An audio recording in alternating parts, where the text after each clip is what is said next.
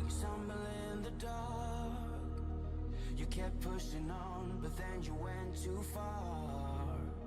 When your ship has sailed and all your dreams are lost, everything is wrong, you feel like it's your fault. Just remember, I will be there for you, baby.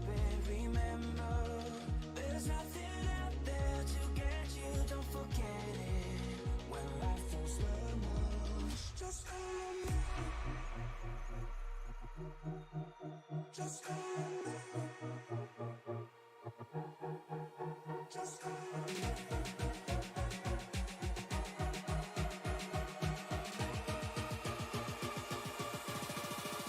Just call me.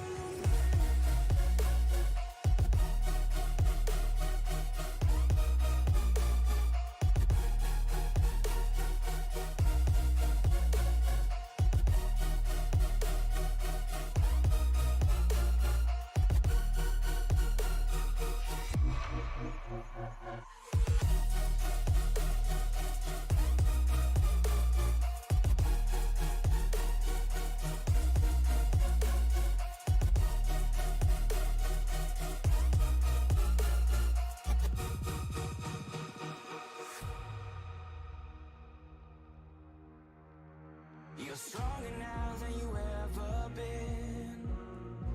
You gotta leave now, it's time to catch the wind. You will climb up high and look through the clouds. And when you're feeling low, I know you'll bounce back. Oh, and just remember, I will be there for you, baby. Remember, there's nothing out there to get you, don't forget it. When life throws lemons, just call me. Just call me. Just call me.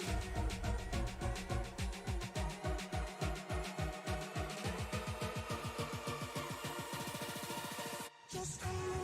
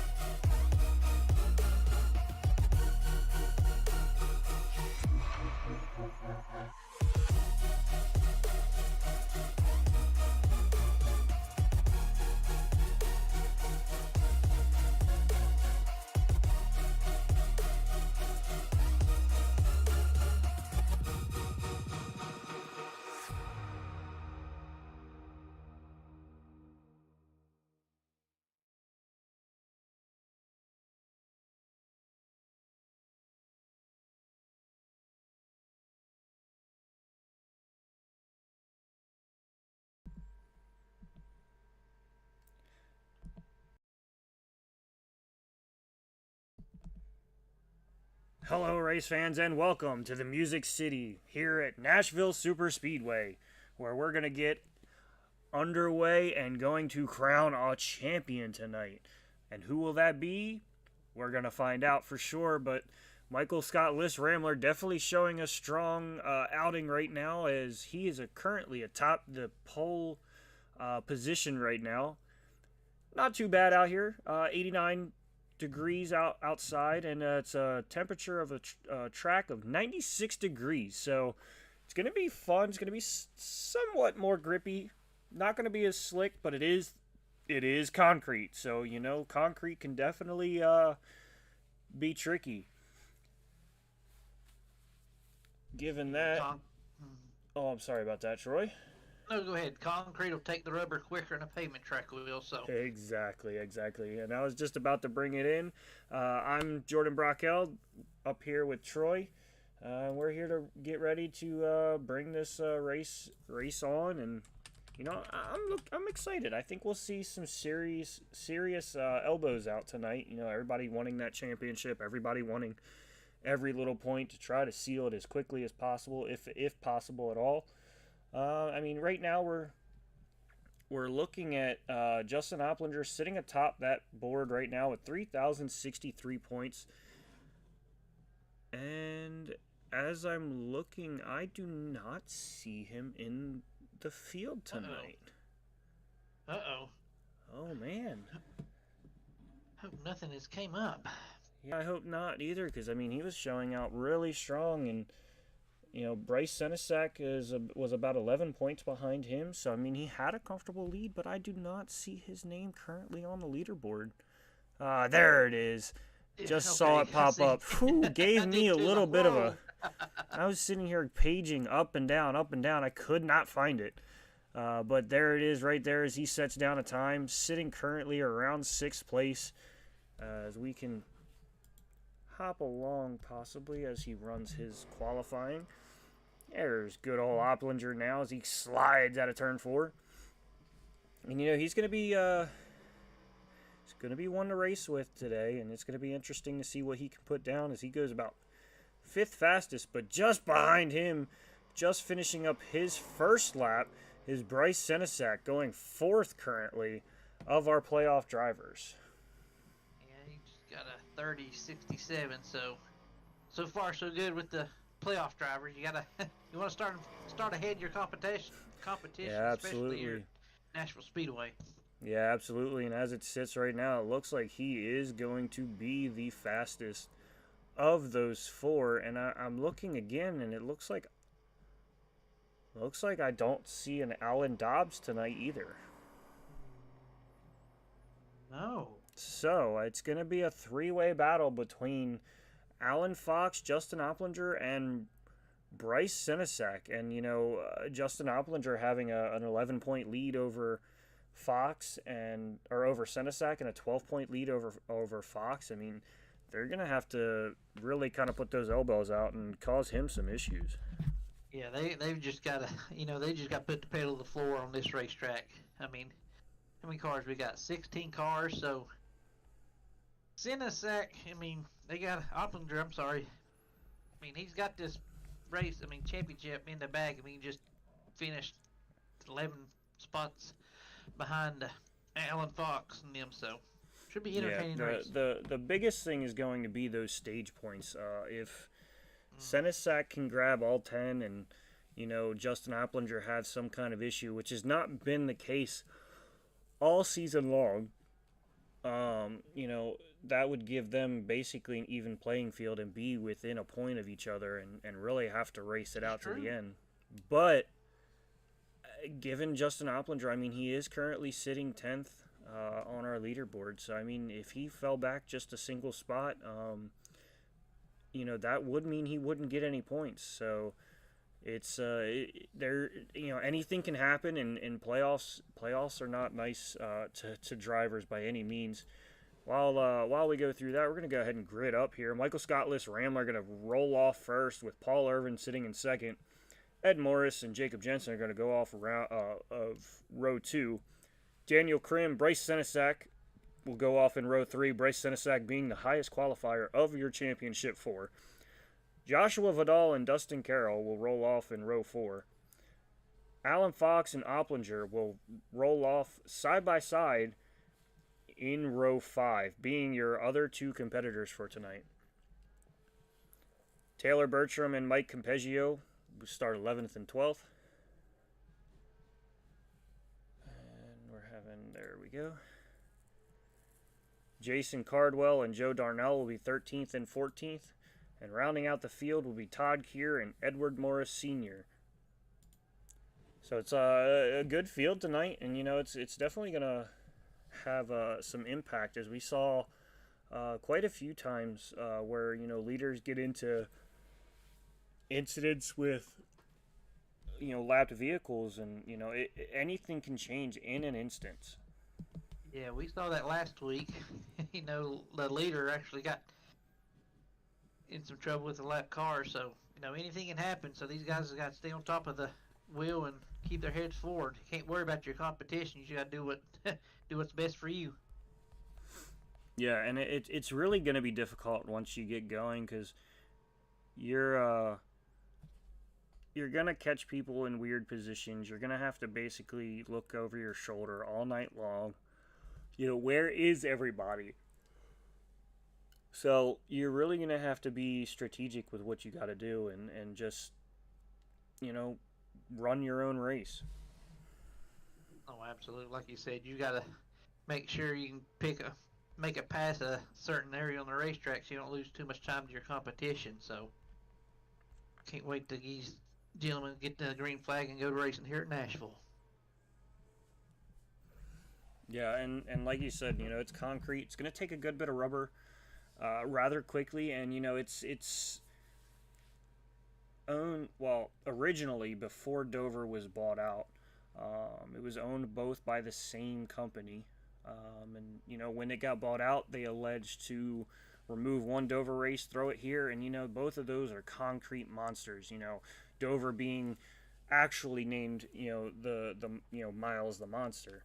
But, I feel like this has definitely capabilities of having its own version of Miles the Monster and just being able to reach out and grab your car at a moment's notice and not really give you any kind of warning or indication. Oh yeah, any racetrack will jump up and bite you in a heartbeat. But there's something about these concrete tracks that'll do it in a heartbeat. I mean, you gotta mention Bristol as well, and we know how Bristol, well, all Bristol used to be anyway. So something about these concrete tracks. Yeah, absolutely. The last great Coliseum, and all of them have their different variations of how you have to run and how you ride, and different circumstances with how grip is, and that's what makes concrete so difficult, because sometimes too much rubber can be an issue. On a hotter day it's a little bit more greasy, but on one of these cooler ones it's gonna sometimes kind of tear up the tire more than it's gonna slick off the tire. Oh yeah, it'll just chew the tires up. But that's the great thing. That's what you want, the parity with the tires. Even the Cup guys are asking for that now. So hopefully we'll get that tonight. Yeah, and I mean, having someone like Ramler in the field, racing for the Cup Championship tomorrow night here at Nashville, going live at 8:50 Eastern, as well as we did tonight. Having someone like that can definitely kind of push you to race even better. Oh yeah, absolutely. So that pace car makes that hard left turn. Ramler rolls towards the restart zone and takes off, even kind of with Paul there, not quite getting away, as Ed Morris Jr. is all over the rear bumper of that thing. Oh, yeah, he's pushed him to the lead right there, but fighting on the outside is Paul Irvin as he come off the two. Let's see if he can get side by side with the leader.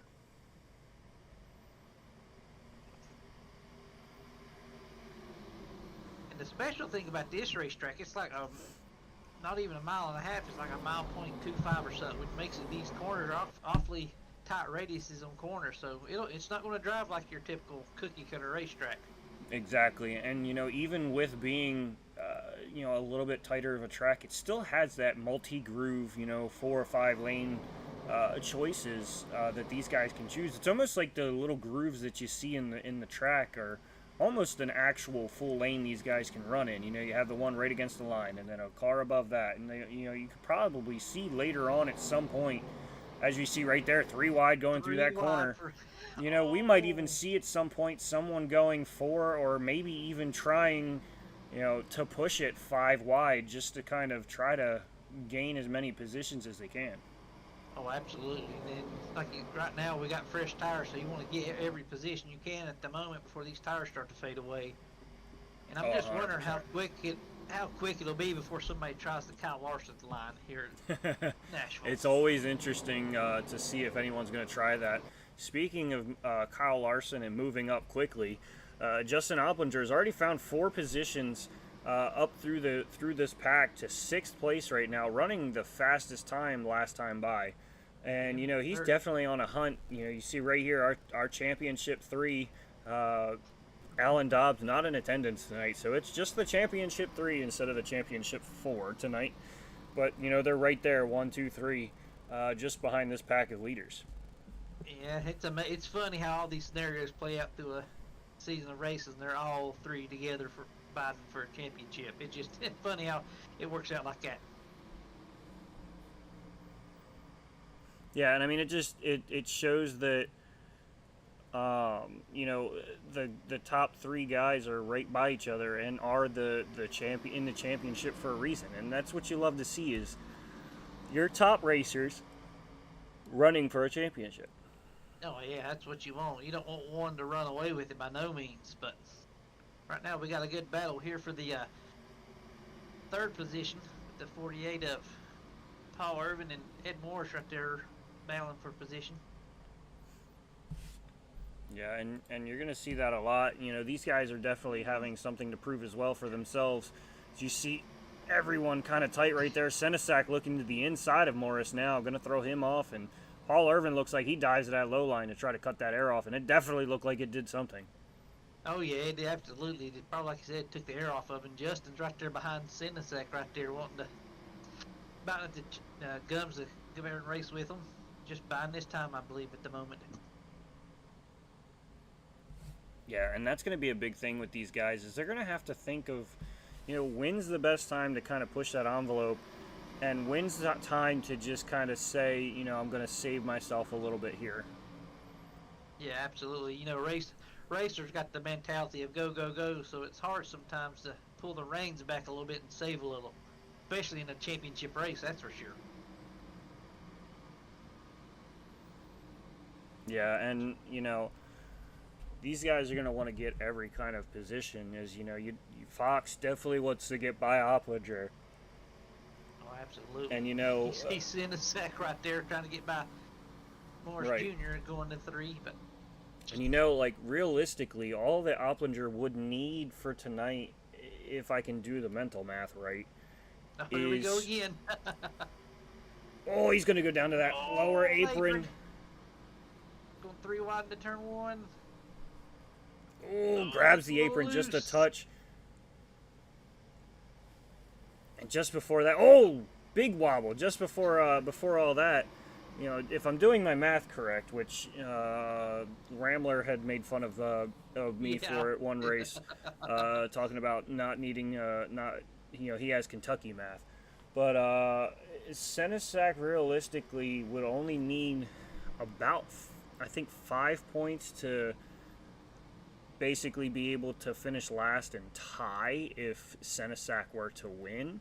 I still think that would give Senesac the championship, but you know, he needs 5 points to have 16 more than these guys. So if he can win this stage and then say Senesac finishes 7th or worse, he could potentially get close to locking it up. I'd like to know what's going through his mind right now as all these scenarios play out. What did him and his team talk about before going to the race? Should we push it hard to try to lock his championship up before we start racing, or just take it easy and just make it to the end of the race? Yeah, and it's one of those balance beams. You got to find where that point is that kind of balances it out. But it's really hard because, you know, you want to race one way, but the other guys know that they have to race, you know, maybe a little bit more of a intense or harder way just because of the situation that they find themselves in. So, you know, it's going to vary over time. Absolutely, and I'm sure Alan Fox and Senesac's going to be racing a little bit more aggressively than Justin Opplinger during this race because they've got to take the chance to get the most points as they can too. Yeah, and just want to point out, you know, Dale Opplinger, you know, giving a shout out to everybody in this series and involved in this series, you know, from admins to announcers and all the competitors, for a great series, and it's absolutely a wonderful series. We've had a pleasure being here this season, and it's been a lot of fun. And even Dale, it's been great talking to Dale all season because he's here every week, and I love his interaction. He's one of the I'm trying to think of the word. If it was Facebook, he'd be the top fan badge. You know, he's one of the guys that's here. He's one of the guys that's here every week, and you know, he gets everyone riled up, and you know, love hearing his point of view on strategies and stuff like that you know he may think Justin's doing, or you know, it's a lot of fun. So Oh yeah, the interaction with the YouTube chat is awesome in this league. They put on some great races, and a lot of clean races too. So that makes the racing even better. Absolutely, and I mean, it just goes to show that these guys are a great big family, and I love working with them, and it's a ton of fun. And it's we still have this entire race to go. That it's not even over yet. No, you hit the nail on the head when you said family. That's what this, any league for that series, especially this, just a big family that you enjoy being with all the time and racing with.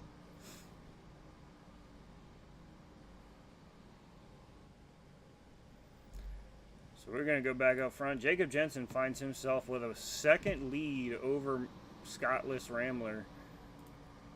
And you see right there, that's that gaggle of cars that, Opplinger is currently stuck behind. But, even just being behind these cars and just kind of cruising and keeping Senesac and Fox behind him, I mean, he's in a prime position. Oh, yeah, he's been picking his way through this field.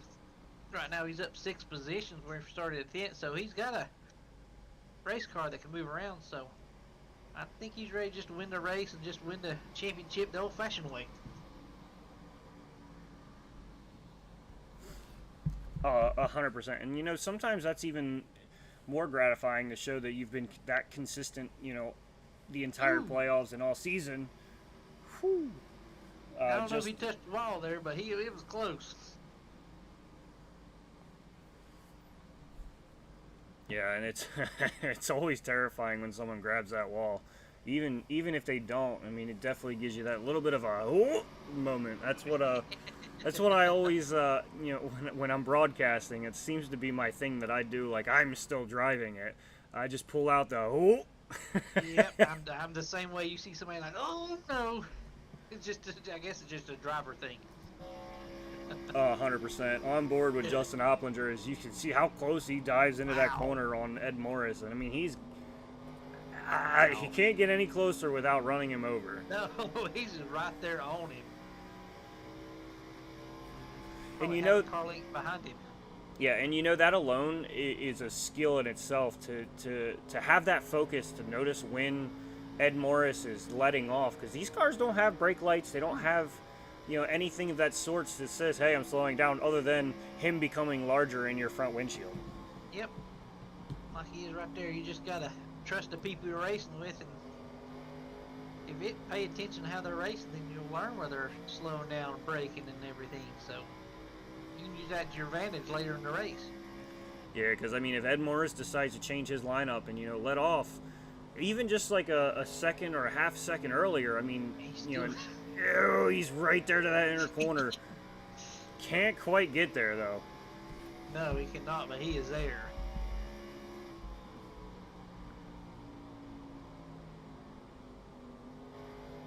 This has got to be one of the best sounding cars in iRacing. It gets just a tad bit loose coming out of 2.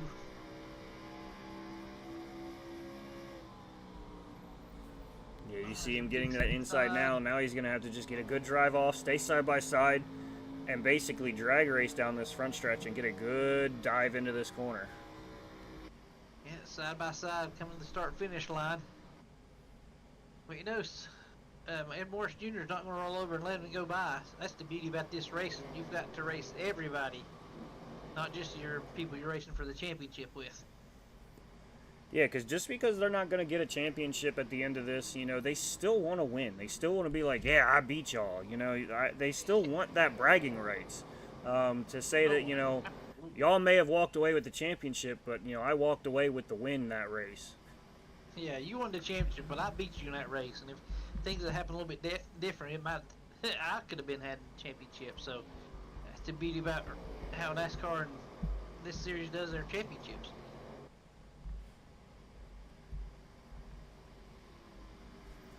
Yeah, and all season long, these guys fight for these stage points, and they prove to be a big thing here. As these guys grabbed, Opplinger grabbed a good bit last week, and it shows where he's sitting 11 points up on these guys. So they're important, and they're going to be even more important here Senesac definitely does not want to fall far behind, and neither does Fox. No, they want to stay right on Justin's bumper, so to speak.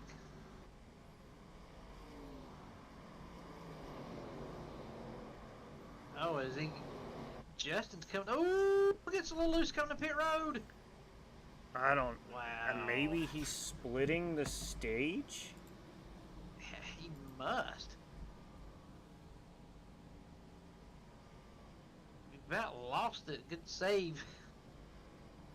Yeah, I mean, I'm looking here at the notes. I don't see a stage break lap. I'm checking for it. I do not see it. If Gary, if you're listening still, if you could give us a little bit of hand with that, I would love that.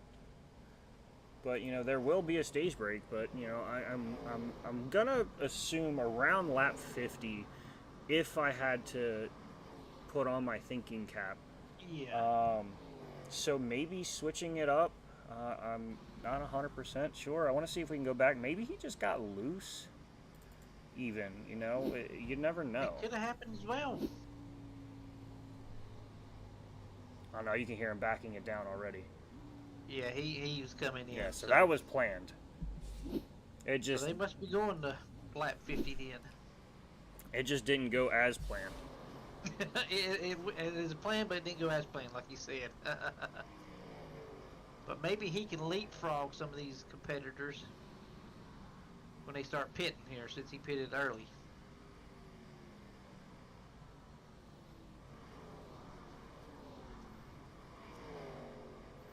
And I mean that's a big thing, getting off sequence of these guys, may give him that extra. He was sitting right around, that top 5, 4th, as Ed Morris Jr.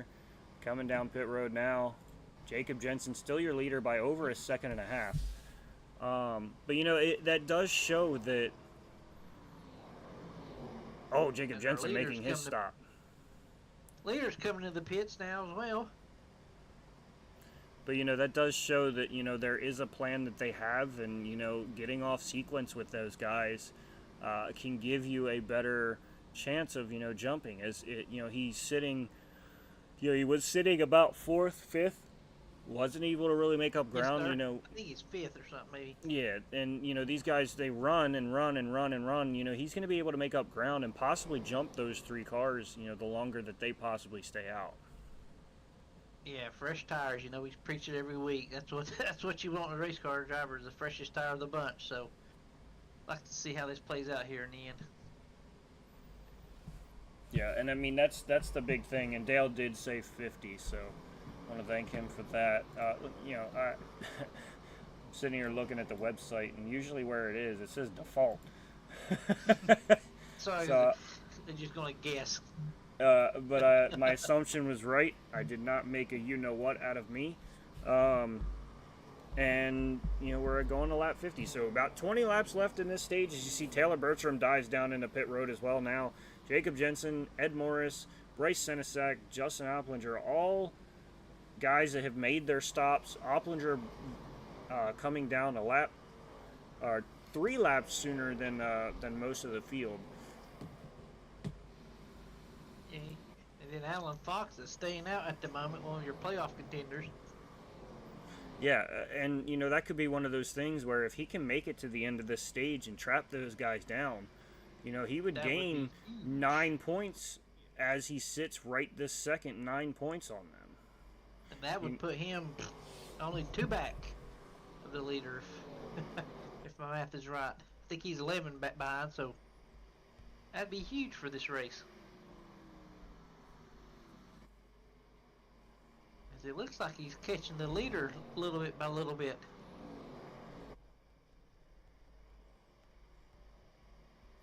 Yeah, and I mean, that's not an easy car to get by any means either. No.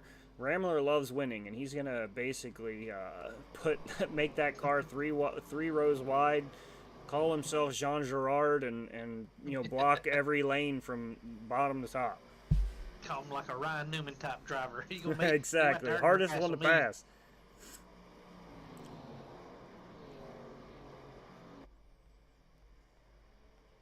See, is the top 10 still have yet to pit, so different strategies are playing out in this opening stage. Yeah, and it's going to be interesting. Just if they can make it, sometimes they have these stages placed just at the right time where they gotta save correctly and save just a touch, and we've seen it a couple times, guys having to kind of coast around to get to that final flag. I think it was the Cup Series. I want to say it was Dalton Fredericks finished and won the stage, and then had to coast back around to get to pit road. And you see what fresh tires, the difference between fresh tires and old tires.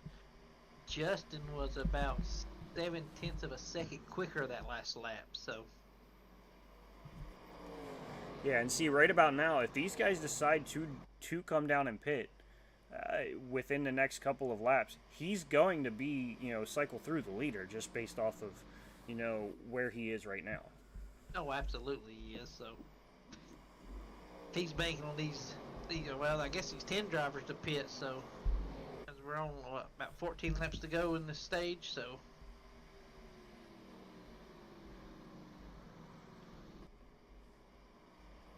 Alan Fox tries to peek on the inside there.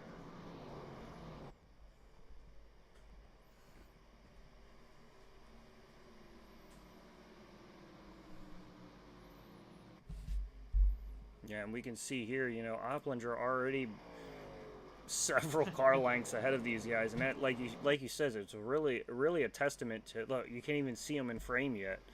No, it's a real testament to how fast. Yeah, it's a testament to how much faster he is. I mean, we could just take a look right here from Rambler from the roof, and I mean, what, a lap or two? Yeah. As Jensen's going to get his lap back the hard way as we speak right now. Yep. Oh, and you can hear Rambler right now clutching in, so he's saving all that he can. He's going to try and make it the whole way.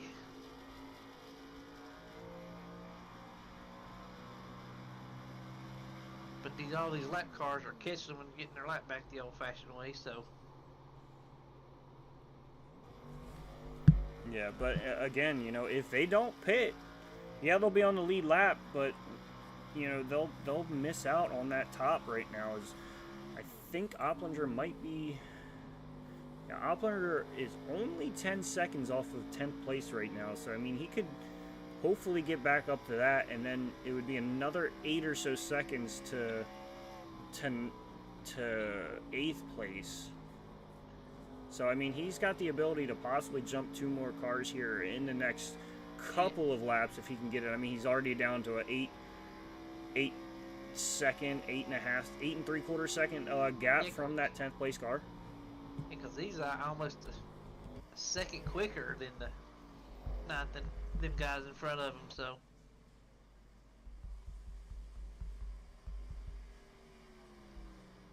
Oh, Alan wants to win this stage too, so he's driving the wheels off this thing.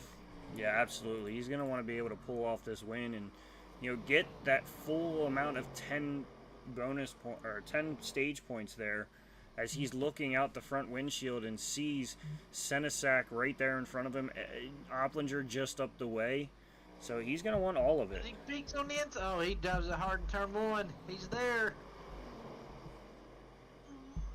Side by side coming off the 2 down the back stretch. Just cannot get the run off the bottom to make that pass.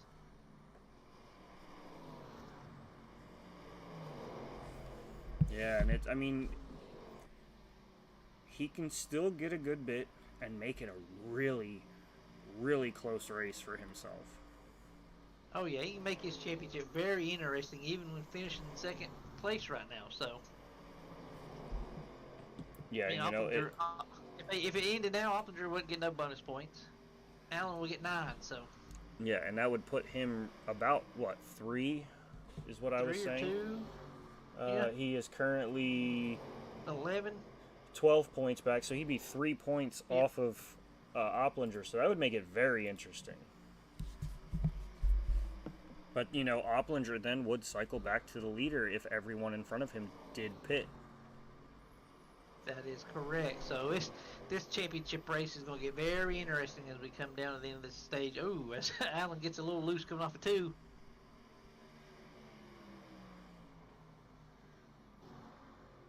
That's what you love about these races sometimes, different strategies. You know, the fastest car doesn't always win, but just the strategy. It's like a chess match all the time that you hear us talk about. Who wins a chess match? Who has the right strategy? Who doesn't have the right strategy? As Alan Fox goes deep into turn 1, makes the Gonna try to make it leader. stick. Slides. He gets crossed over by Liss Rambler. And he's just not able to make it stick. That was a valiant effort, in my opinion, though. If he could have gotten it woed up just a touch bit more after making that pass, he would have sent it off. Oh yeah, he wants it. He wants it big time. So, but he's got a very loose race car. As you see him getting wiggle, a little squirrely coming out of 4. He'll just have to regroup and go on the attack again. Oh, for sure. You know, he's got a couple laps to kind of cool everything down, and, you know, make a little bit of a run for it.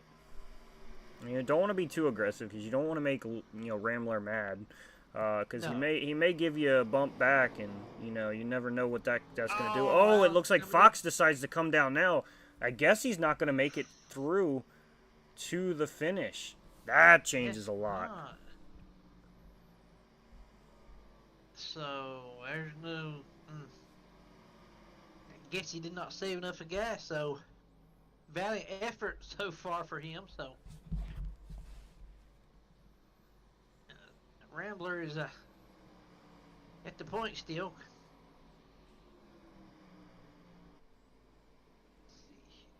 47 car, Daniels running second now, a little under 2 seconds behind him.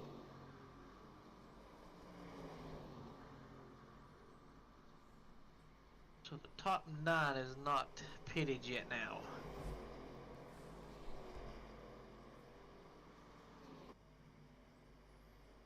Yeah, so right now, little Rambler still leads, but look, I mean, Fox is right there, so Fox could, if he has enough power to fly through these next handful of laps, he could get back to him, and get his lap back, and get his lap back the hard way, and not have to take the wave around. Yeah, the thing of the wave around, you have to start at the end of the longest line, so when we come to 2 to go, pit lane is closed, so it's going to be interesting to see who all can make it these last couple of laps. Yeah, it looks like Campeggio dives down into pit lane now, so that's going to move Opplinger up to 9th, getting 1 more point, so he'll get 2 there. Or no, my apologies, he's already past Campeggio, and he jumps up 2 spots. He's up to 8th. Yeah, wow. It looks like he just flew by them. I'd almost bet that he just, the older tires for those guys, he just went right around. Older tires, saving gas, so... So Opplinger looking to grab 2 points, 3 points more than these guys right now. Allen not going to be able to make it.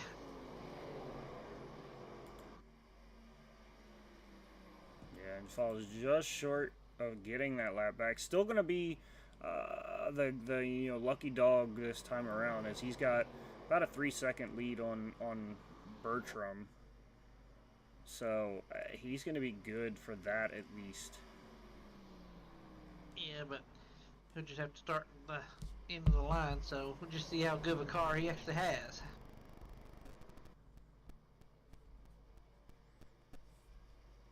Man, he was so close. Yeah, but unfortunate, but still not the worst case scenario for him at all. No, absolutely not. Like I said, he gets a lucky dog, so he'll be back on the lead lap.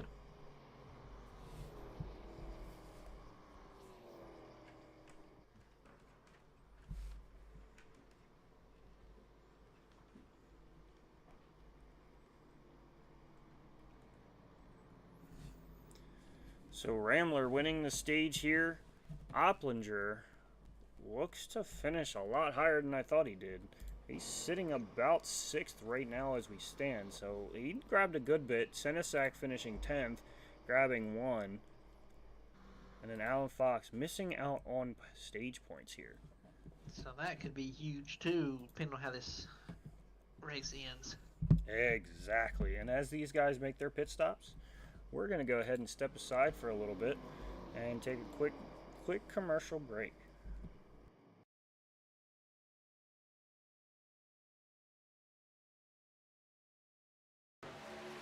The search is over. The most comprehensive oval scoring solution is here. Featuring oval playoffs, adjust drivers per round, custom number of rounds, custom playoff points, provisionals, optional win and you're in, custom playoff displays, rookie championships, optional minimum participation, and load those results in seconds. Visit extremescoring.info today.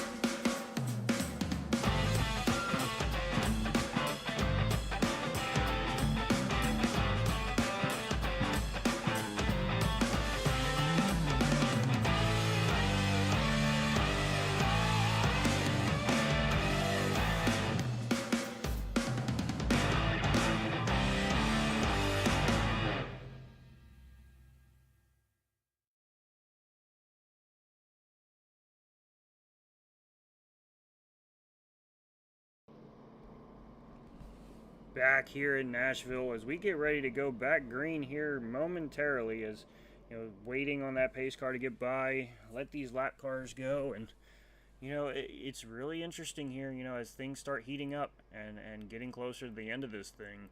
100 laps to decide the championship, and it's going to be not as close as we were originally thinking. With Alan Fox, we thought he was going to stay out, grab 9 points, make up a lot of ground, and it didn't work out that way. So now, he's gonna basically have to hope for a catastrophic failure at this point, because I mean, for Opplinger, gained trying to do quick math, as you see these guys diving back down, trying to get some more fuel here.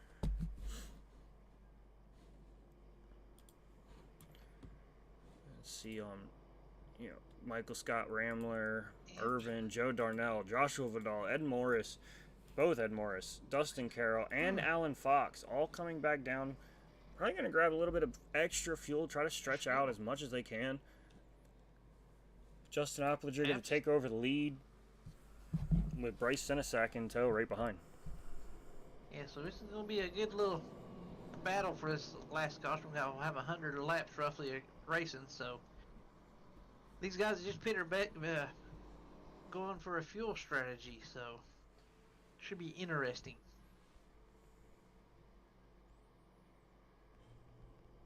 And I know they do not want to see Opplinger get out to a big lead right here out of the gate either.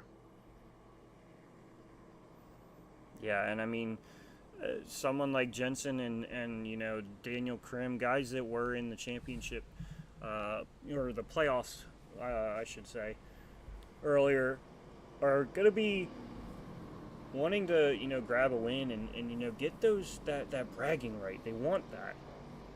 As you see right now, Opplinger and Senesac are the only guys on the outside. Everybody else choosing that inside or having to start on the inside due to being, I believe, oh wow, big stack up. Wow. Daniel Krim gets a massive jump. I don't know if Opplinger missed a shift or what. Yeah. He did not get going at all. No, that was interesting there. Let's go on board with him right now. See what happened there. He's gonna coast down here into the box with. Oh yeah, you see a little wiggle, but nothing too crazy. Yeah, no, just one of them fluke things, though, I guess.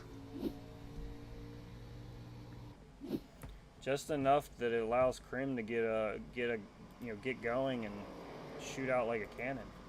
Yeah, it did. It looked like he sure did, that's for sure. But Justin's coming back to him, so we'll have a battle for the lead probably here in the next few laps. Alan Fox is up to the 8th position right now, and Brian Sinesak is running in the 4th, right there on the lead pack, so to speak. Yeah, and I'm trying to do that math that I told you about that I'm not good with, but Opplinger would have gotten 5 points or so, I believe. And, I mean, it's going to be one of those things where he's going to kind of seal the deal right about now, but, you know, you want to be sure. You don't want to be like, I think. You want to be sure. So, you know, right now he's trying to be 100% sure by taking this lead from Daniel Krim here and running off into the sunset and claiming that championship. Yeah, like you said, you don't want to leave no doubt at all. So, best way to do that is just win the race and not let anybody else have any bragging rights. I mean, to say winner of the race and winner of the championship, that's always a fun thing to do. Oh, absolutely. You know, it's kind of like the NASCAR thing nowadays. If you win the race, you win the championship. But I don't know. Jacob Jensen's looking to make it interesting on Opplinger right here. As he was just a 10th quicker that last lap.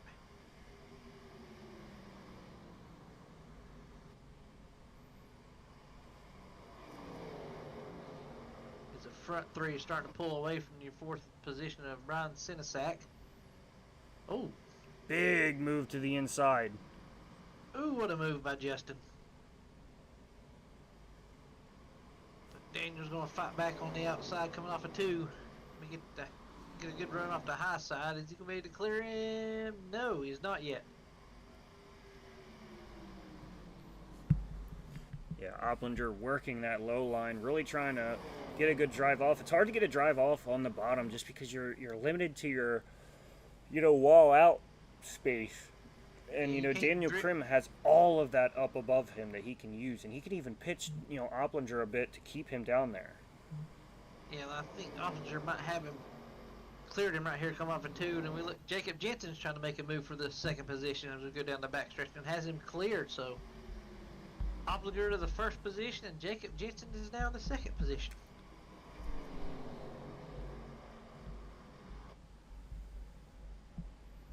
That is not what Alan Fox and Bryce Sinesak want to see right now. Is that 51? No, not even a little bit. And I mean, now at this point, they just want to get to him and race him for the win. They may not be able to catch him playoff-wise, but being able to pull off the win would definitely hurt a lot less than just watching him dominate this whole thing. Oh, absolutely it would. As we come off of 4 right now, come to the start-finish line. But like you said, it would make, if you could not win the championship but win the race and make it closer than what it was, that would make you feel good as a race car driver as well. It's not what you wanted to do, but at least it's a good way to end the season on a high note.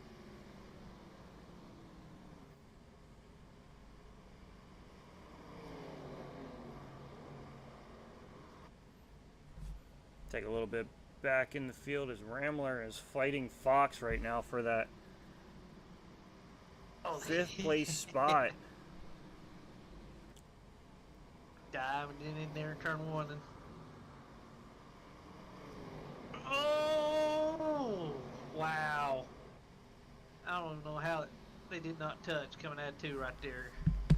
Yeah, I don't know, but these guys are definitely fighting for this right now. And Alan Fox, he's not going to lay over, definitely not with being in the playoffs and, wanting to get back up to that lead spot and fight for this.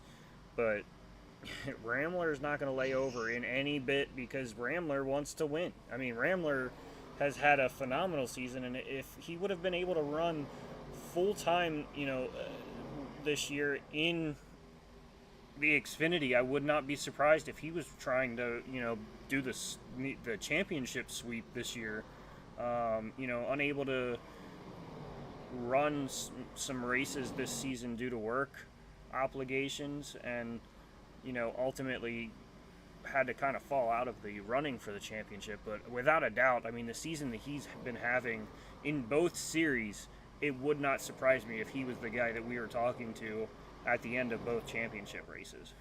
Oh, absolutely. But you know what? You got to have a job to pay for this hobby that we do. So work's got to come first so we can do this. But like I said, he went 50. He went a whole stage without pitting. So he went 50 lap. But he also came in before they went back to green flag. So it's kind of interesting to see how these other guys, handful of drivers that pitted before we went back to green racing, will conserve fuel.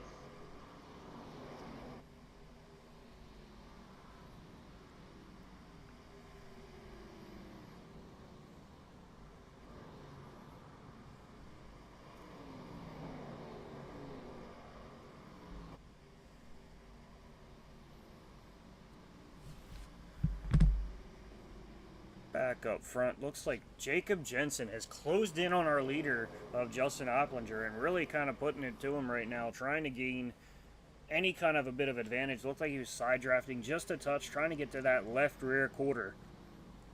Yeah, they're pretty much running the exact same lap time, so Jacob's not letting him get away by no means, so he's wanting to win this race and lead some few laps.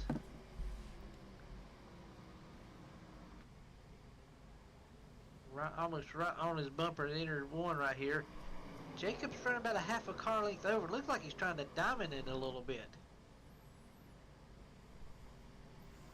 Yeah, and we've seen these guys very skilled at running various different lines to find any way through the car in front of them as best as possible.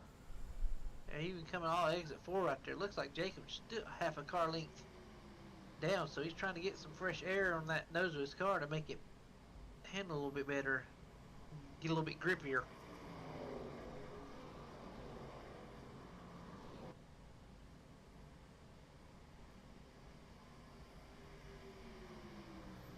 I mean, the front two are pretty much either a tenth or 2/10 quicker than the rest of the cars in the field, so as of this moment, they are the cars to beat. Oh yeah, 100%. And these guys are well out of theirs. It looks like these two back here have not stopped fighting at all.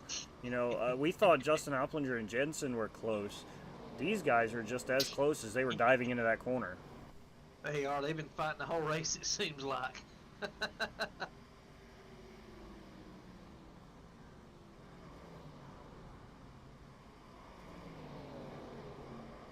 Alan Fox is like, come on, I was quicker than you for a little bit, so let me get by you again. But these guys are still about half a second off of our leader speed, but wonder how much tires these guys have been using with racing as hard as they have been.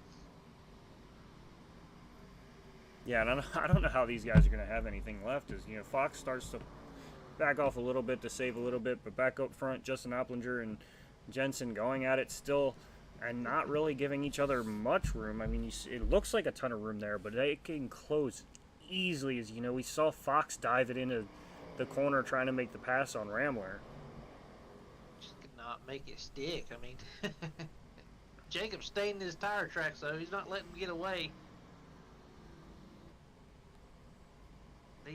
They're separated by 100th of a second that last lap, with Opplinger being the quickest of the two. Yeah, and the biggest thing for Opplinger is not watching that mirror too much, and just staying focused on out that front windshield, and hitting his marks and driving the way that he needs to without having to worry about anything in that mirror. And because if you watch that mirror too much, you're going to miss marks, you're going to, overdrive a corner or underdrive a corner, and, basically open up an opportunity for someone to make a move. Oh, absolutely. He just needs to keep his head forward and just hit his marks like you said. I mean, he's got the best seat in the house right now up front leading the field, so if he can just keep focused and hit his marks, he should be all right for the end of the race.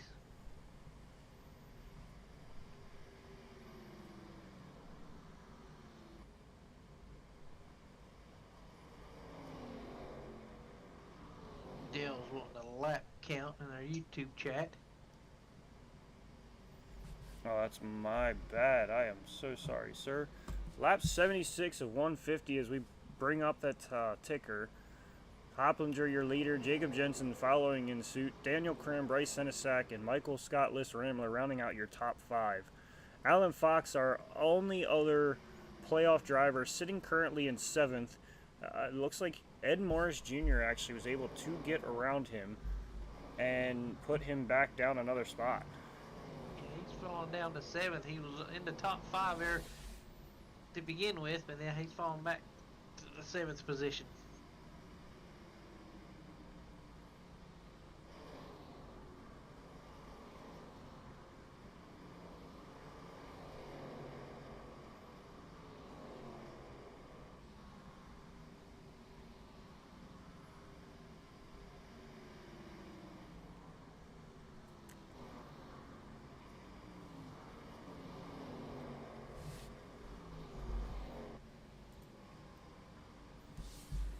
Back up front, these guys still running themselves just how we were, and you can see right there on the dash, you know, you can see just off to your left, you can see the wheel that he's got to put into this thing sometimes. A little, you know, he's turning left, but, you know, occasionally you'll see him have to kind of pull that wheel really quickly to the right to kind of save the slide a bit. Yeah.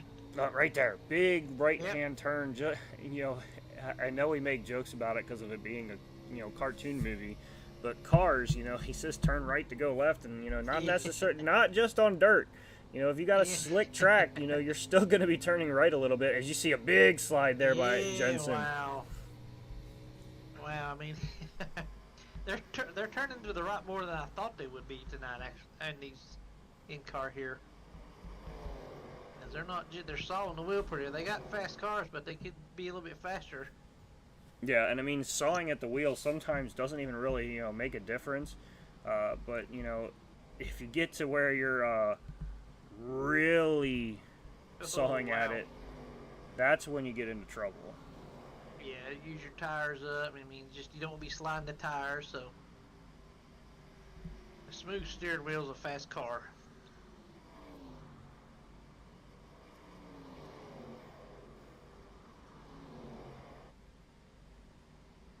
Opplinger is starting to pull away just a little bit from our second position of Jacob Jensen.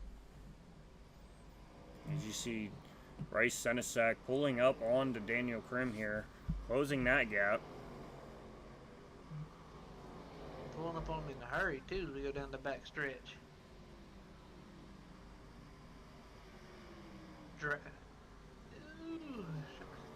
The draft does come into play here at this track a little bit too, more than you think it would.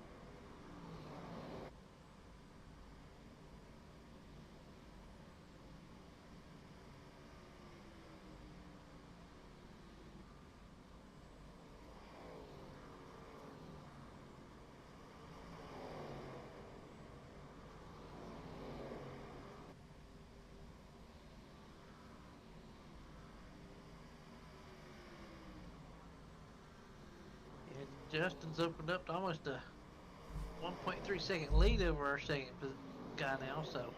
Yeah, definitely pulling away. Senesac finally makes a pass on Daniel Krim, while Justin Opplinger, as you were saying, pulls about a 1.25 second lead over that. Looks like Alan Fox has tracked down Ed Morris again, you know, bringing it within 0.2 of a second. And, you know, really, I think he kind of burnt his stuff up and, you know, overheated it, not necessarily burnt it up. and he's working on cooling that down as he's still within two tenths of a second right now. Yeah, just probably pulled it back a little bit, let his tires cool off some, and go back on the attack. So, which is so easy to do.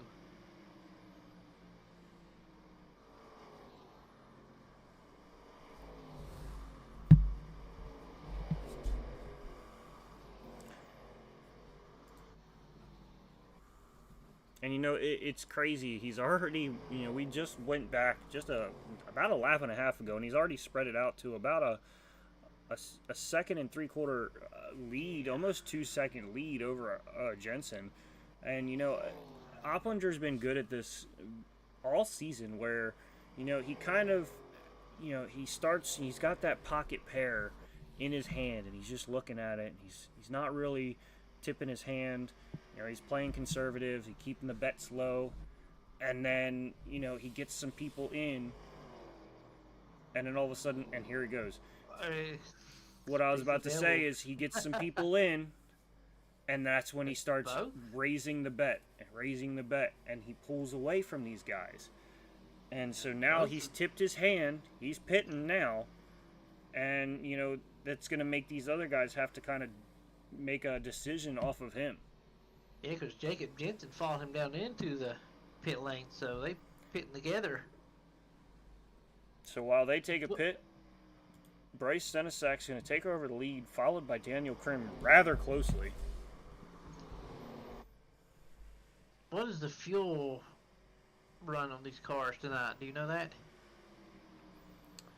I want to say they can get about 40 or 50, because we heard Ramler clutching that end of that the end of that stage, but it might be able to stretch it out to about 60 or so, maybe a little bit more, as we see them pitting around 86. So I don't think these guys would make that call if they couldn't make it. No, because you might as well. I guess they've split this last, might as well call it stage in half too again. Maybe. Well, they can't really do that because we got 72 laps to go roughly. So it's going to be interesting on the fuel mileage for these drivers tonight.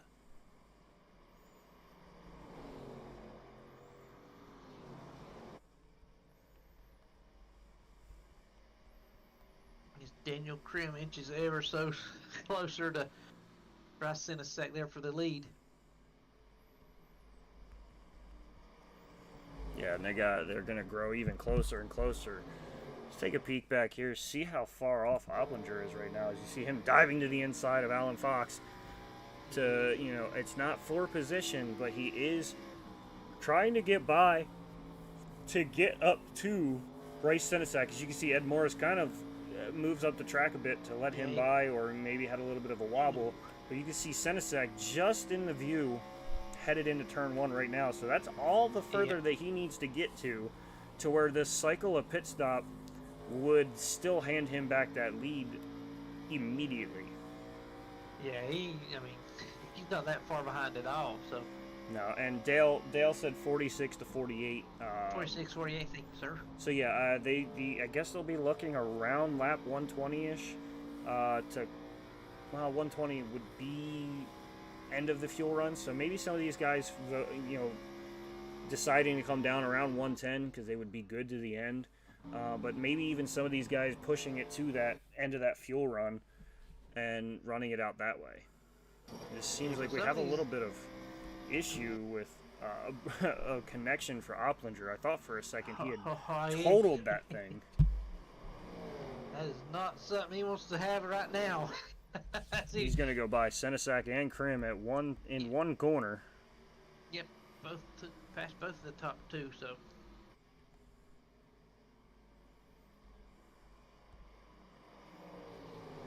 So Jacob Jensen should be behind these fellas as well, as he just packed Michael Scott.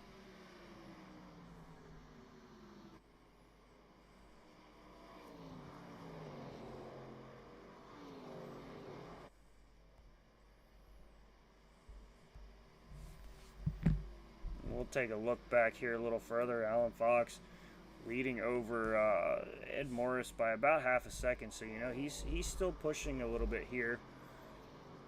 You know, getting back by Ed Morris and now looking to get up to Rambler again and you know create that battle once again.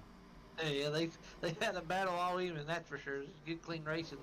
And I do not know how they did not touch each other during that one battle they had. That was just too close for me. Yeah, I mean, I get terrified if I'm within a car length next to somebody. So I mean, I don't know how some of these guys keep that composure. It shows you the composure. respect that each of these guys have with each other, be able to race that close and not worry about the other guy wrecking you or having a mistake or something. So kudos to these guys in this league for that.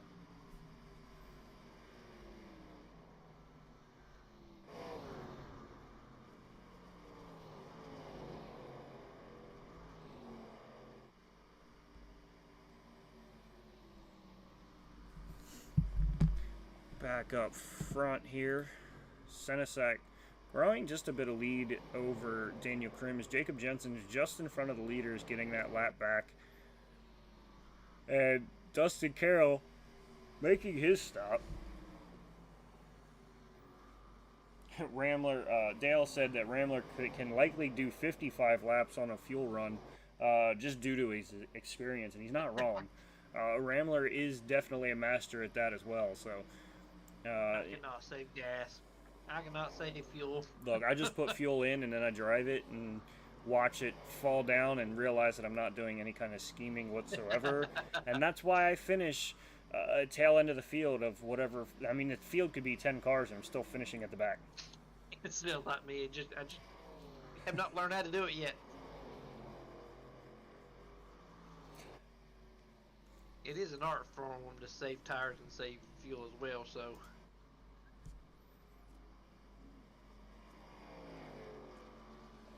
Yeah, you're exactly right. It's an art form. I mean, it's almost like an orchestra. You need everything, you know, playing at the correct time and in the right note for it all to work. And you know, it also, I mean, that means your car, your tires, your fuel run, the driver itself. You need everything, you know, playing in tune and together.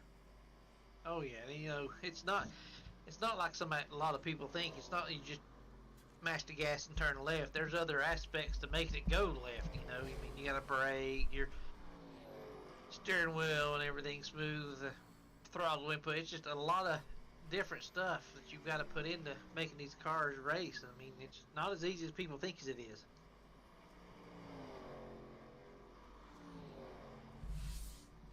And Daniel Krim is caught up with Bryce Senesac here. Yeah, within 0.2 of a second. I mean, he's right there. I mean, Bryce knows what he has to do, so he's staying in that game plan. So does the other playoff drivers we have. So, ooh, Daniel Gonna looking try to to the do high it. side. I was like, gonna try it the hard way and go to the outside here. Gonna get a decent run. Not gonna be clear. Senesac not clear. Gonna get a good run off that back. He might have found something there. Wow, what a power move by Daniel Krim, man. And Senesac brings it to pit road, so that was still a pretty good move Daniel made coming at it too. I didn't think he'd make it happen.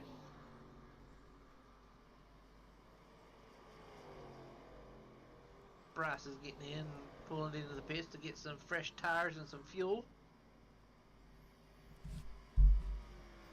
Mike Campeggio and Todd Keir also coming down pit road. Senesac, you know, I thought I had the right camera. There we go. Senesac gonna probably do a full stop here, get 4 tires, which is gonna be the best thing to do. I don't think we'll see anybody take less than that. As you see, Daniel Krim and Alan Fox also making their stops here. Yep. So it's a little earlier than I had originally stated. I said around 110, but you know, these guys coming just after passing lap 100. As you see, Krim's in. Senesac on his way back out. Rambler's going to be handed the lead for the moment.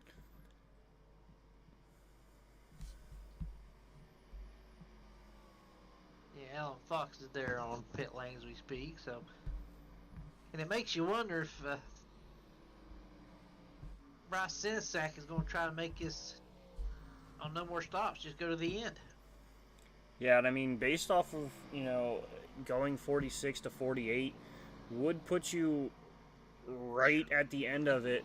If you can save a little bit extra, as it looks like, I thought that time Rambler was going to come down.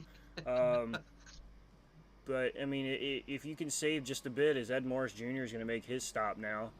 If you can save just a touch, I mean, there's no reason why Senesack can't make it 50 laps. But it's not going to be an easy task to do.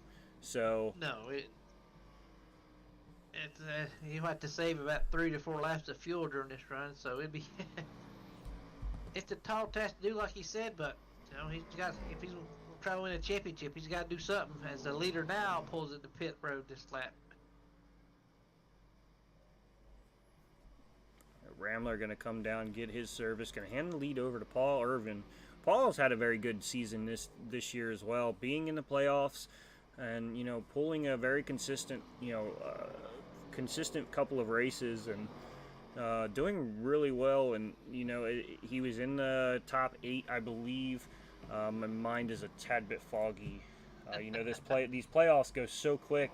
But it's one of those things where you got to try to keep your focus on it. And yeah, Paul Irvin. Oh, this is why we don't talk about people. Oh, he's gonna look back at that and he's gonna yell at me. I'm gonna say it now. I'm sorry, Paul.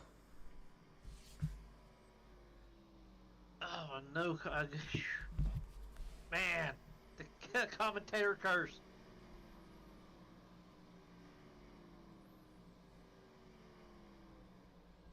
Hate to see that in the last race. Make it so easy to have a little mistake coming on pit road with old tires. I mean, I've done that many a times. So I feel for you, bud. Oh man, that stinks.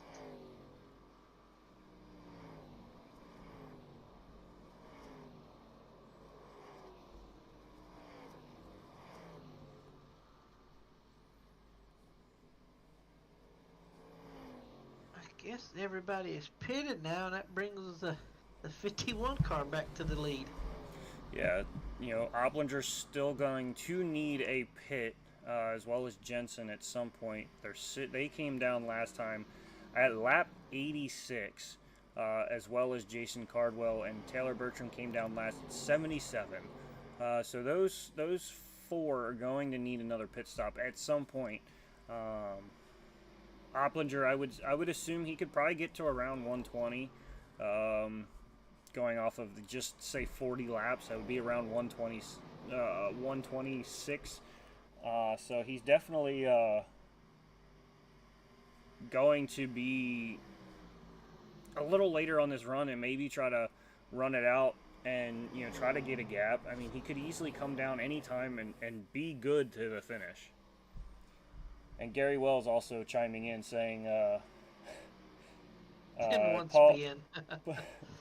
Paul had a solid year, just couldn't quite get there to the championship for 100% correct. And right after that, rip Paul. And then he said Paul Irvin's playoffs summed up in one spin. And that's 100%. I mean, he had a little bit of tough luck, but I mean, he had a very good year this year. And I look for him to be strong coming out the gate next year. To be in the top 8 and not have any wins just shows you the consistency that he had all year long. Oh yeah, that's a big. Back in the old days in NASCAR, you could win 2 to 3 races and win the championship because they rewarded consistency more than wins. So kudos to Paul for being consistent, making the playoffs with no wins. So it's not an easy thing to do. No, not by a long shot.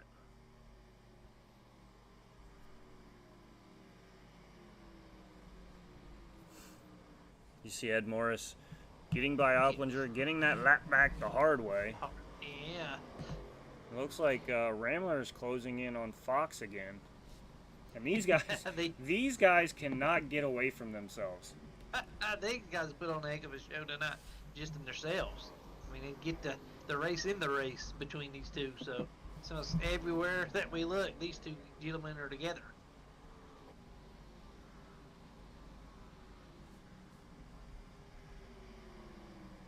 But it makes, I mean, how hard is Allen going to try to hold him off? Is he I mean, I think Allen's gonna fight with his life, because there's, he's not gonna be able to really afford it. I mean, with Opplinger already in the lead, he's gonna need to get up there and try to, throw Opplinger off his game to even have a chance. And again, I think he's pretty much locked up for the 51, but he's gonna make sure of it and try to hold off on this lead and find his way back to the front once he makes that stop. Yeah, it just depends on when he makes that stop. How far back would it be better for him to stop now and do it, or? I mean, for Opplinger, I feel like any time coming down pit road would be great. That's true. That is true.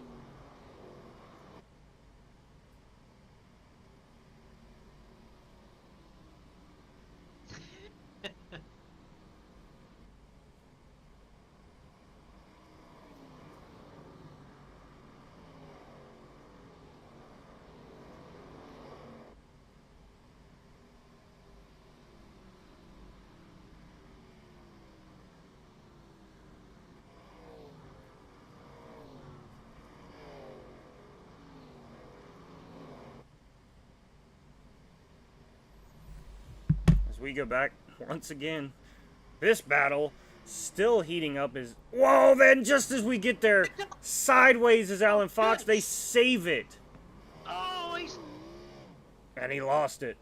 oh no! And that's a heartbreaker. We stay green, and that's just Oh, unfortunate for no. Alan Fox there. What a heartbreak! Huh? Uh-oh.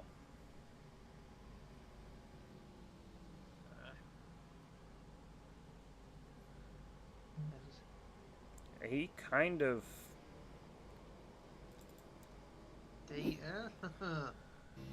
You're thinking like I'm thinking. Yeah. But I mean, I don't wanna get it backwards.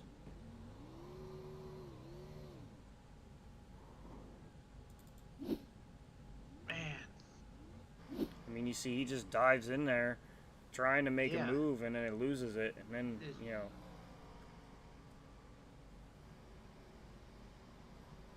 and loses it again, and I'm gonna. That's a tough one to call right there, and then Yes, sir, coming it right is. up here and stopping. Yeah. Yeah, we're Believe it. gonna need Gary Wells to the broadcast booth to give us some context on that one. Yeah, we.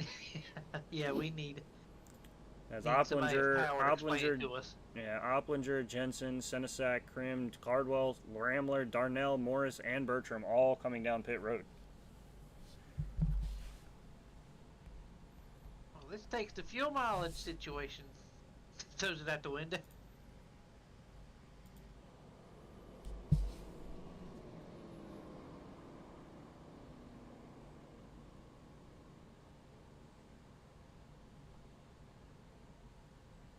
So now everybody should be good to go to the end.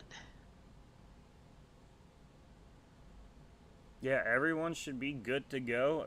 Anybody that's already pitted, definitely saving a little bit here, so gonna be good on that aspect.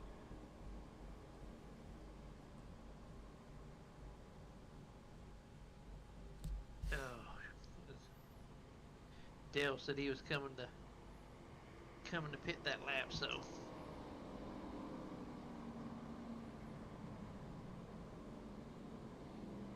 Man, these drivers are on edge, though. They're trying to push it to the limit and not go over that edge, and sometimes you go over that edge.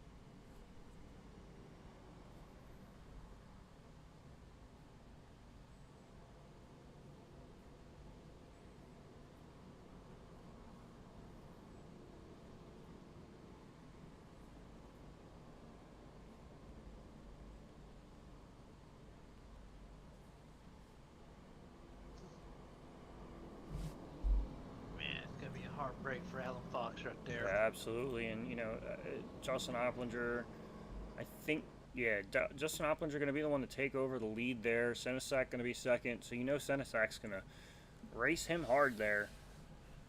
Fox going to be a lap down for now. Yeah, if you're Senesac, you just got to race for the win. I mean, don't even think. I mean, it's hard for me to say, but right now, just win the race. Let the championship play out how it will.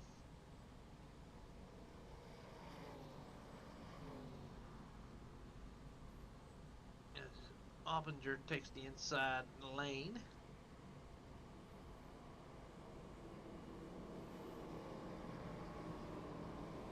So we have 11 cars on the lead lap.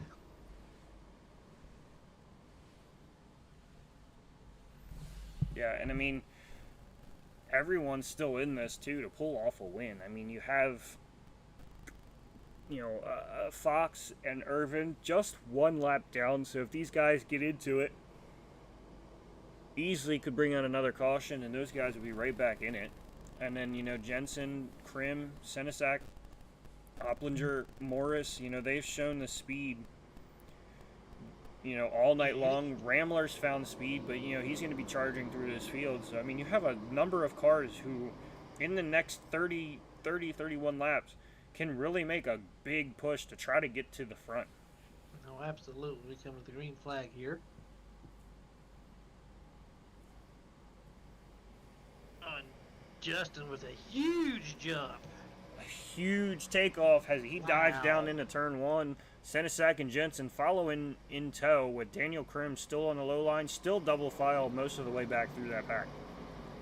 That was a perfect launch for Justin in that restart.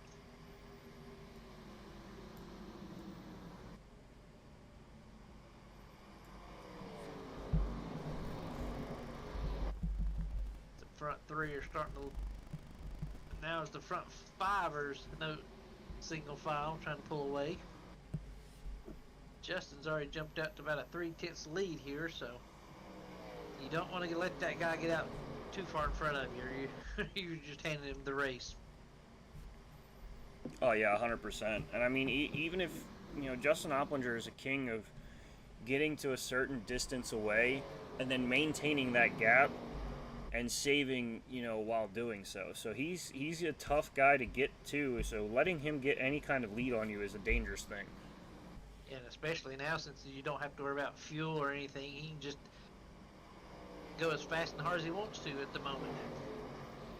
And looks like, so Dale said Senesac must have only took 2 tires.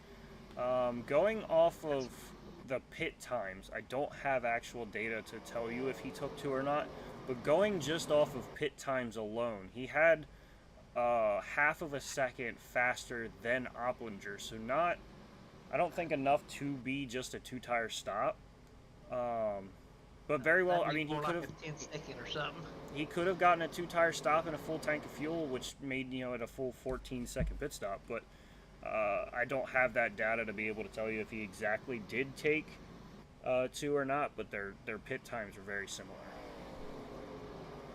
If you figured he's going to take a fuel tank of gas anyhow, you just go ahead and get 4 fresh tires. So Exactly.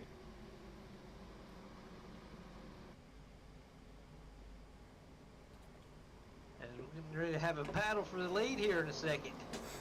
Yeah, and it's getting close, and Bryce Senesac's going to use all that he can to get to him. Oh yeah, he's diving into turn 3 right there, and you got Jacob Jensen behind him. So if these front two get a little bit tangled up together, Jacob can sneak on the inside or outside and go for the lead.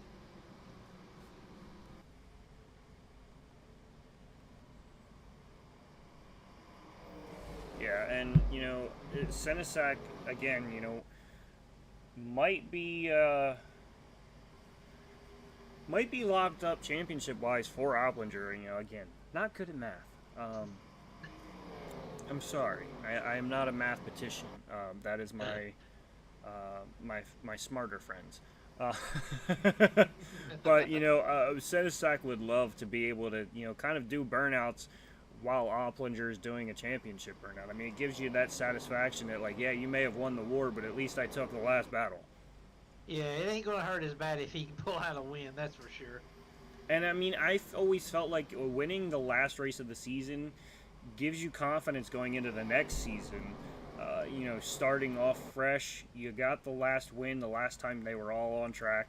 And you can go out and confident and know that you can win in this series, so that it's not going to be a question of win or if you can win, it's win. Oh, absolutely. We got a battle for second right there, as Jacob Jensen goes on the high side to make a pass for second position. Wow, that's a statement pass right there.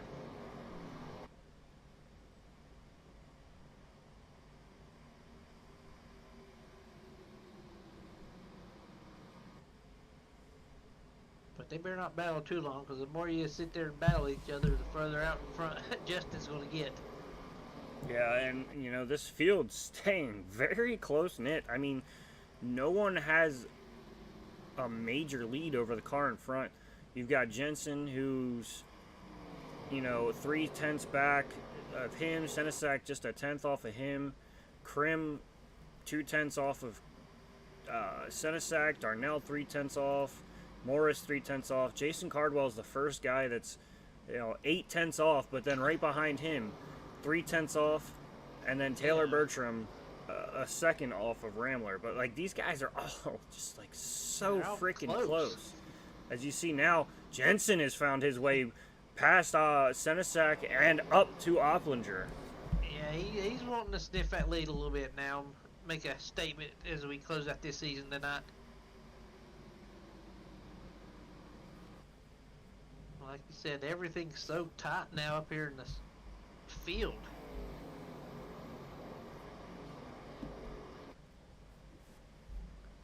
That's pretty much the front four almost nose to tail, and so is the fifth place position of Joe Darnell. So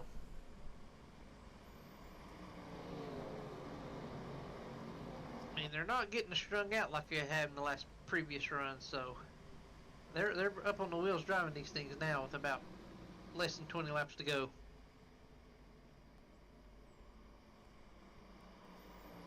Yeah, and the laps just continuing to wind down here at Nashville as we get close to closing out this season. And again, it's been a wonderful, hard-fought season for each of these drivers, and I cannot commend, I almost think I said condemned.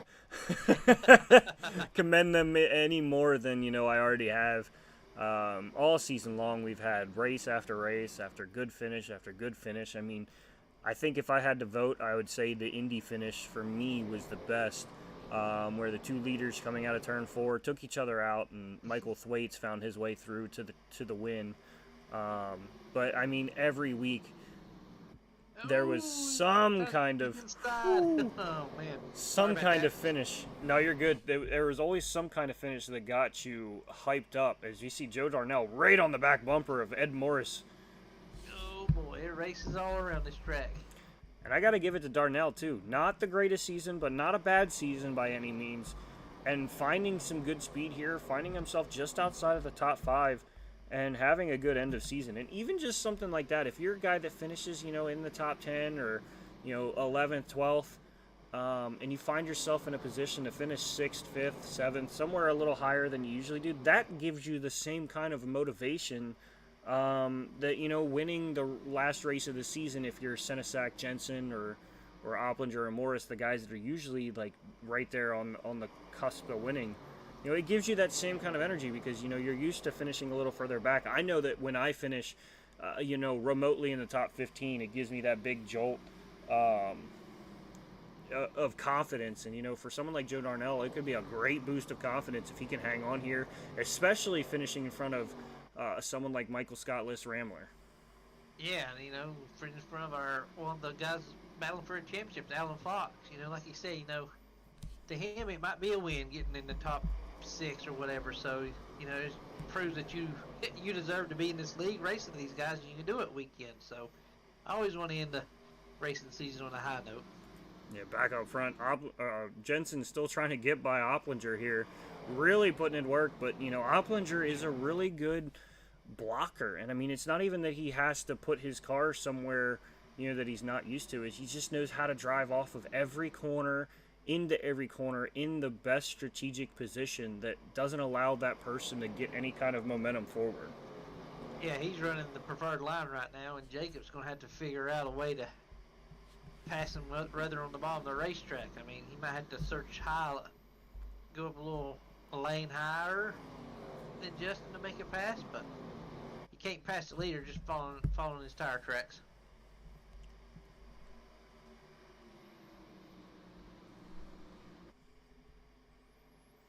Yeah, and I mean, he's really making a good case for himself for how good of a season he has had, just falling short of the top four as well. And you know, he definitely wants some revenge on, you know, missing the top four, some extra motivation going into next season, and you know, he's working for it. But you know, again, Opplinger is just really good at you know, finding the line that takes away the most from the guy behind.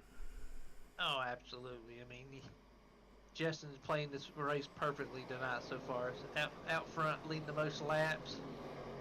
Looks like he can put his car anywhere he wants to and run one of the top 5 or top laps of the lap. So, I mean, he's got a fast hot rod, but also Jacob Jensen does too. I mean, he's only 300 slower, or about half a tenth slower that last lap.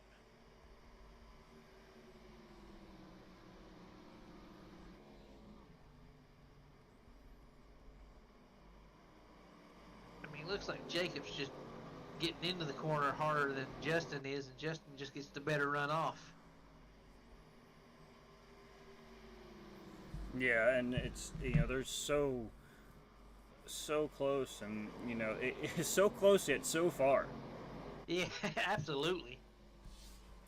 You know, he's trying everything. Oh, it's gonna grow a little bit. I can't tell if Jensen's fading or if Opplinger's decided to flip the switch and take off. Yeah, because he's up to almost a half a second lead on them. Well, we're about 10 laps to go here, so it's go time now. Yeah, just 10 laps left in the season. 10 laps to claim a championship and send the other two packing into next season trophyless. Yeah, because you know Justin wants to put a stamp on this season as the champion and go out in style by winning this race. So, not much of a better feeling than that's for sure. Yeah, and I mean, it's very reminiscent of you know, Tony Stewart in his championship season with the 14. You know, having to win it, and you know, taking the win and the championship all at once. It's just a great feeling. Oh yeah, I mean, he want to go out on top, that's for sure. So. Right now, that lead's getting bigger and bigger each lap we go.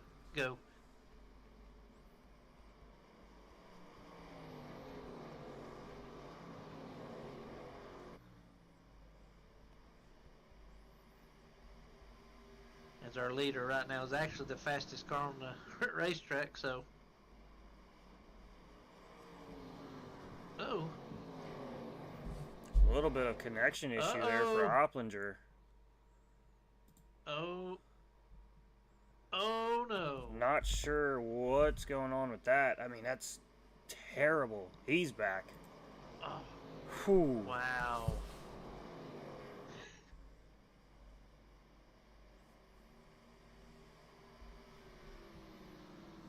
Wow.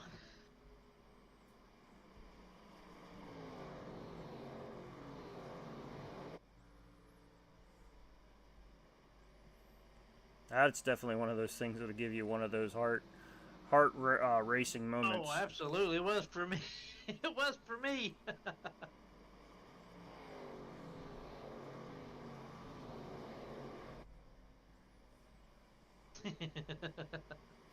Man. That would be heartbreaking if something bad would have happened to Justin right now. Oh, without a doubt. And I mean, what do you do at that point, you know? I'd cry. Yeah, I mean, it's just one of those things that we get with. I mean, it almost feels like an engine failure. Yeah, it's pretty much just what it is, you know. As we have a battle for second position coming up right now between Jacob Jensen and Bryce Senesac. Yeah, definitely. Senesac wants to get by, but you know, once again, it's one of those things like you can't just get through these guys. You really have to put in a crap ton of work just to get to them, and then getting by them is a completely different story. Oh yeah, we've said it before. It's easy to catch somebody. It's this is, Jacob looks like he got a little loose right there coming off two.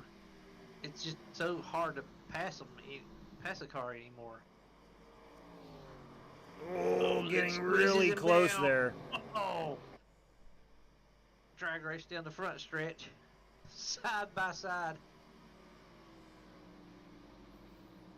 Down into turn one, side by side, Neither driver making it getting an stick. inch. Jacob gets a little loose coming off two again, but coming back on the outside of Senesac here.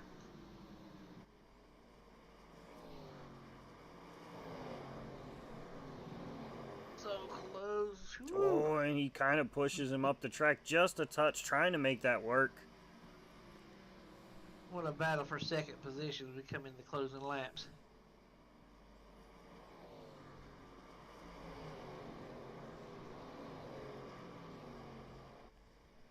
Can't clear him at all.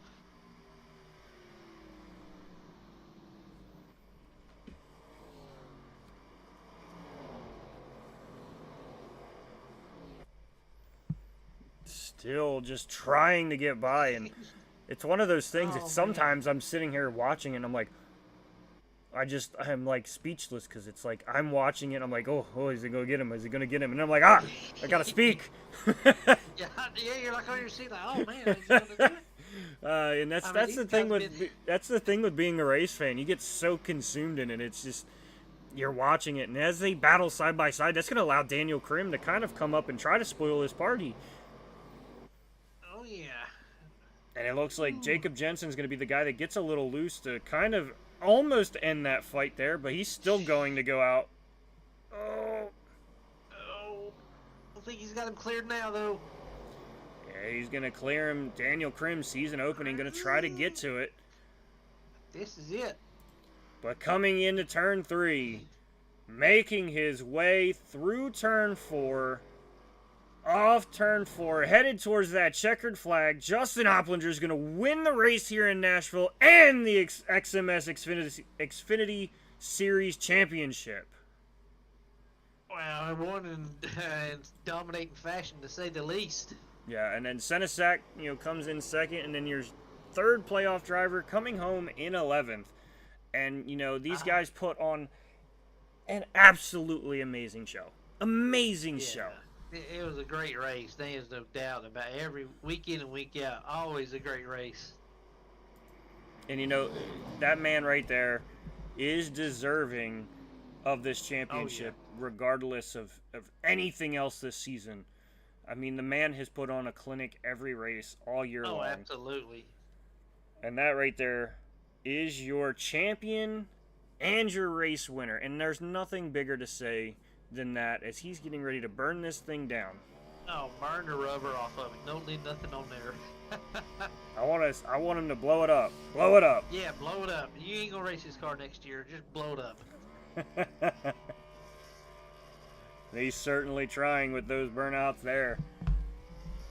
Beautiful thing to see, especially, it's one of those things like we need one of those 4D things where we can smell that rubber, because I love smelling the rubber. Oh man, ain't nothing better going to a racetrack, smelling the rubber and everything.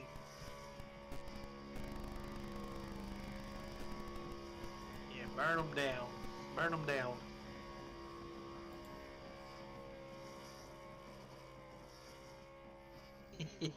Oh, he's gonna drag it all the way as far as he possibly can. He is. He ain't gonna. That's one of those. That's one of those Kevin Harvick burnouts. The full track and. Was it Larson did the whole track? Was it North Wilkesboro? The All-Star, there it went.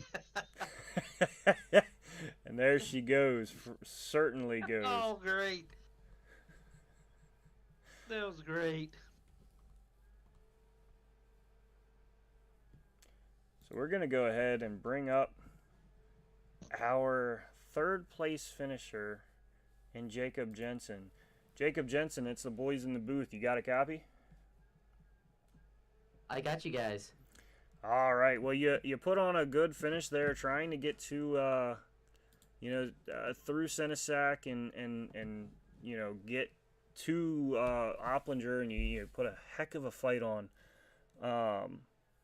And just there at the end, Senesac just barely got the best of you coming out of that final couple of corners. Is there anything you could have done to maybe kind of hold him off a little bit more there? Well, Cinesac, no, at that point I already killed my stuff, but I think I could have gotten Opplaner if I just saved my tires a little better, and I think I could have kept in front of Bryce if I did better at savings. But both of them had an amazing season, and they did really good tonight saving their stuff, and there's a reason they're in the championship for. Oh, 100%. And you found yourself just barely on the exit of that championship four. So how does running good, as good as you did tonight, kind of feel? Does it, make you feel redeemed, or does it kind of, not necessarily bitter, but like give you that like extra motivation that you need to be there next year? Well, it's definitely a bummer doing so well after getting eliminated. Iowa, I think we had like a 5th place finish, and then here we got 3rd, obviously, and it's a bummer for sure. I think I would have been able to at least get top 3 if I could have made it in, but I just wasn't good enough at Kentucky, and that's what I get. Certainly, but it's a great thing. You've been dominant all season, and look forward to seeing how you do next year. With everything, and before we send you on your way and let you go off into the off season, is there anyone you want to shout out and thank? Well, I want to thank God. I want to thank my dad and Uncle Leonard. I want to thank you guys and all the admins that put this stuff together. It's super fun. I want to thank my team at HSR and all of our sponsors like All Star TV, BMS, and Off and Turn 1. And I want to say that sadly I'm not coming back next year because I've got school priorities to go to. So it's been a fun 2 years, and hopefully I'll come back later. Well, certainly schooling is very important compared to virtual racing. But we love seeing you race, and you've been a really good racer, and definitely one of the top tier guys in both series, in my opinion.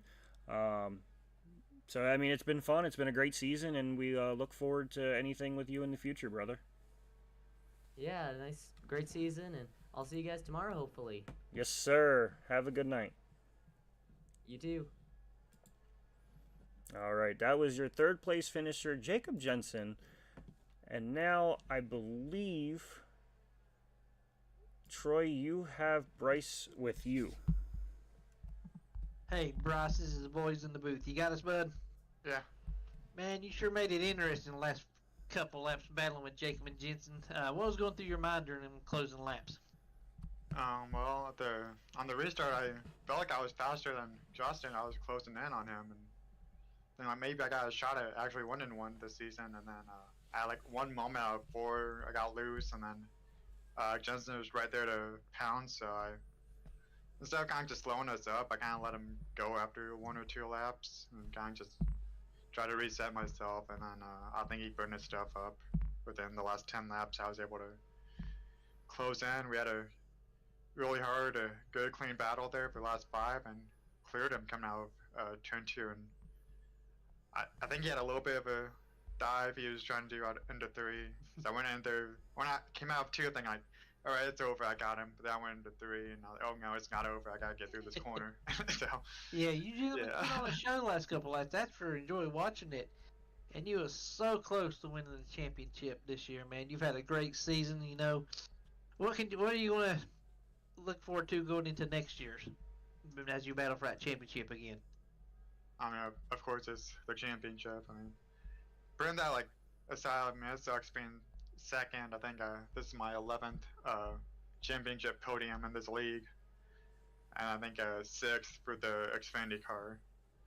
But I mean, I kind of went into this season. I originally didn't plan on doing the whole season, but then kind of like worked out to where I was like, well, I'm doing so well, might as well just finish it out and see if I can pull this thing off. And then, I mean, Justin, he was really good all season.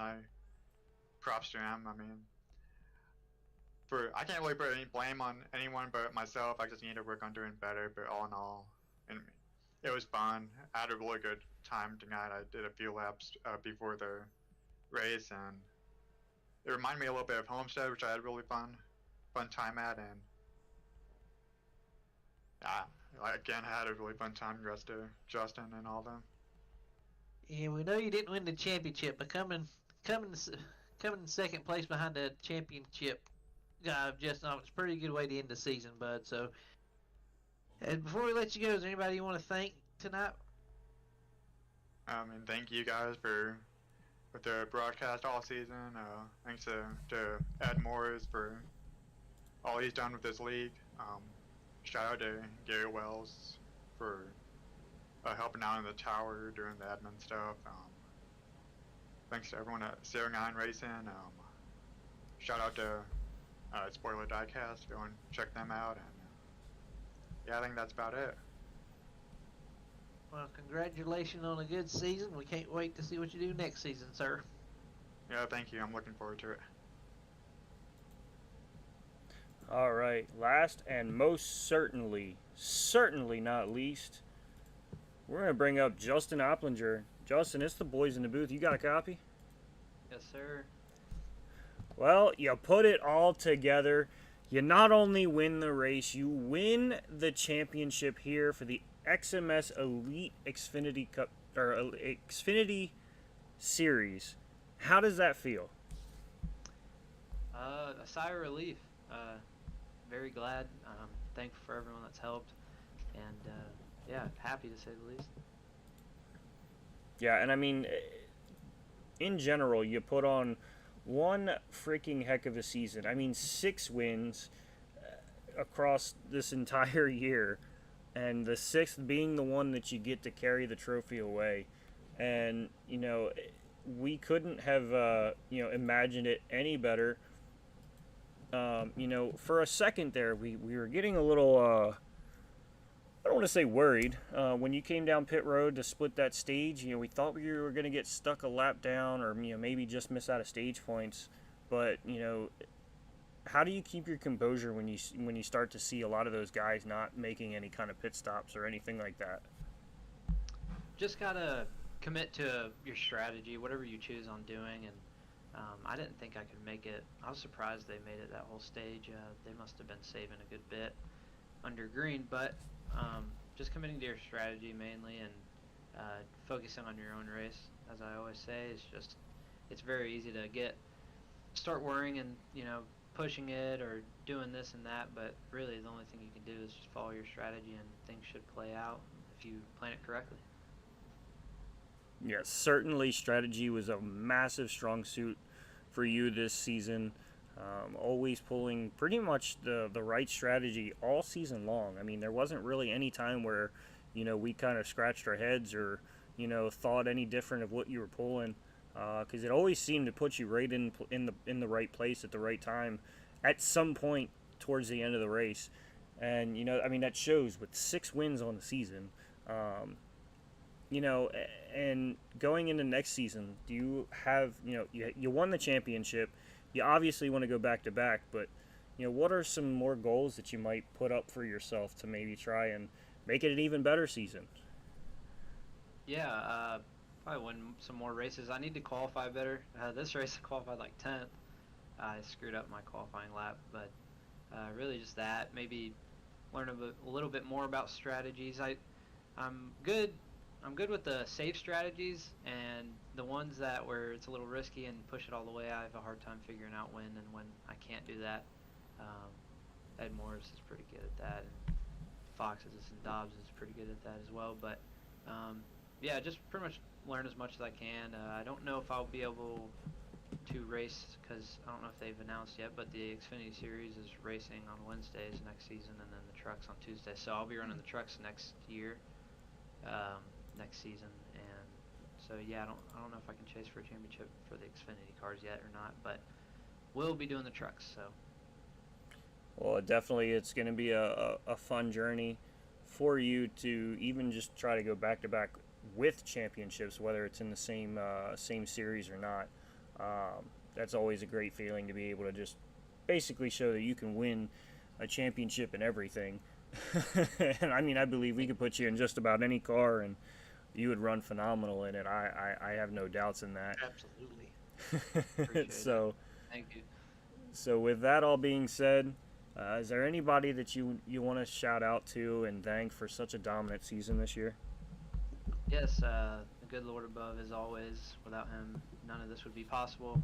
Mom and Dad for the sim. You guys up in the booth, SRM, for covering every single race this season. Great broadcast, and I love to see it to continue. Everybody that helps out with the league, Ed Morris, Gary Wells, just whoever else just helps run it. And I know next year we'll be ready, and we'll come back and see what we can do. Well, once again, congratulations on the race win, and congratulations on a championship and a dominant season. And we look forward to seeing what you do the rest of the year, and rest of your next season. Thank you very much.